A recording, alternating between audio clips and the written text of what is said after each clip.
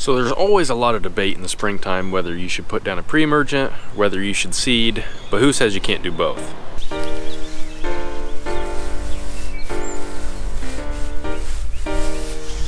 All right, so obviously when I say you can do both in the spring, I don't mean you can put a blanket application of pre-emergent down and then you can go out and you can overseed, or put a blanket application of seed or spread seed across your entire lawn. I mean that you can do pre-emergent over your entire lawn and then you can seed your thin or your bare spots that you need to get thicker. Something that I had been dealing with in my lawn is Poa annua and Poa trivialis, and so what I was doing is digging it out. I was using a little garden trowel, digging it out. I did not backfill it. I just let the soil kind of fill in on its own with some rain, and that was fine.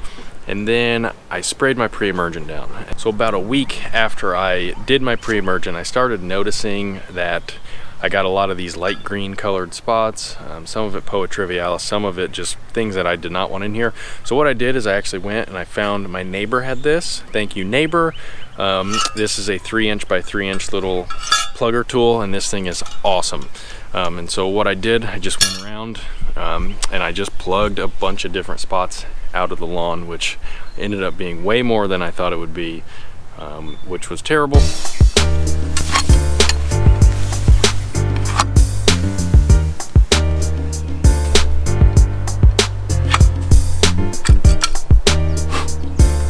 So I essentially just went around through my entire yard, which it felt like it never ended, but I just plugged all these different spots out, got everything out that I could. Every single spot I saw, I pulled it out. Don't ever question my pull-out game.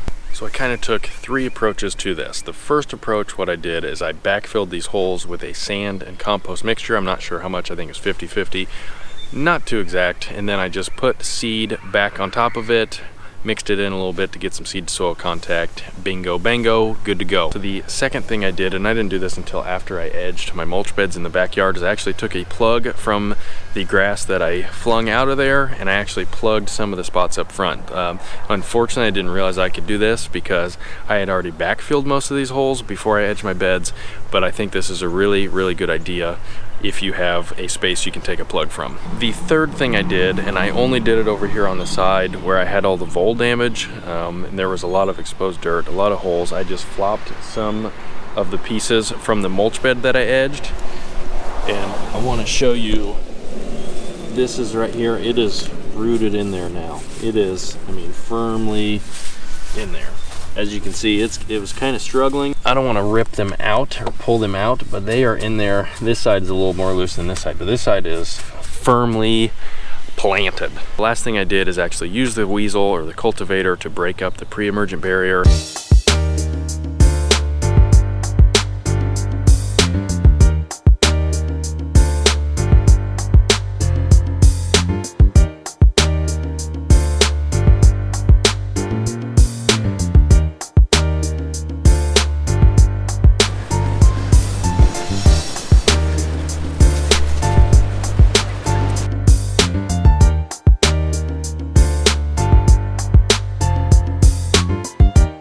Once I got the seed down or the plugs down, the fun began. Water, water, water. So I would get up and I tried a new strategy. Instead of watering my entire lawn, I just spot watered. So I would get out the hose, I would walk my lawn in a grid pattern exactly like I would do as if I was spot spraying weeds, and I watered.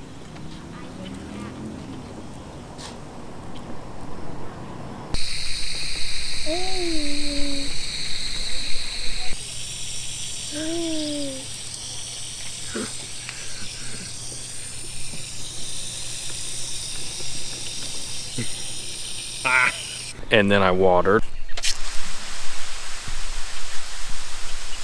And I watered.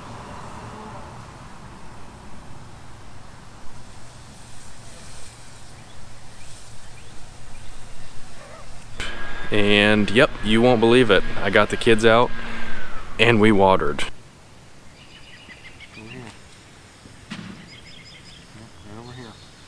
And we watered some more. So I did the same exact schedule, or I tried to stick to the same schedule as I would is if I was growing grass seed, if I overseeded. If you want to watch a video of how I water my grass seed once I overseed, you can watch that here.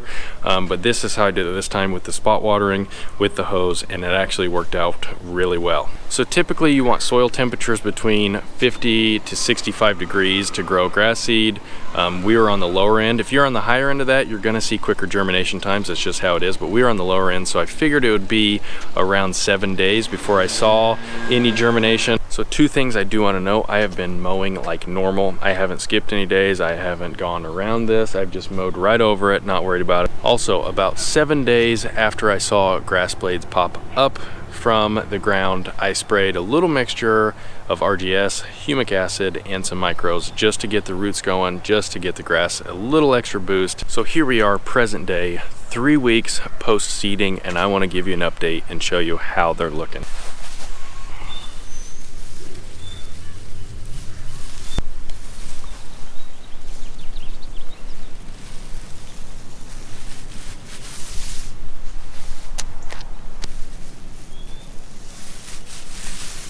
All right, so as you see, you can use pre-emergent and seed in the springtime and have really good results. So if you have any questions, please leave them in the comments below.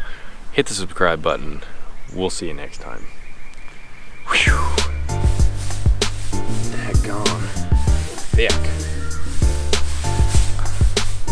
Thick boys.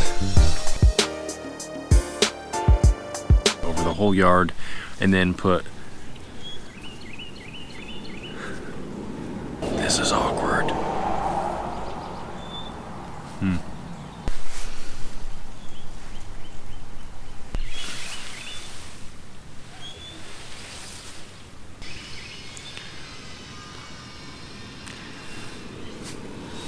The car's coming by now.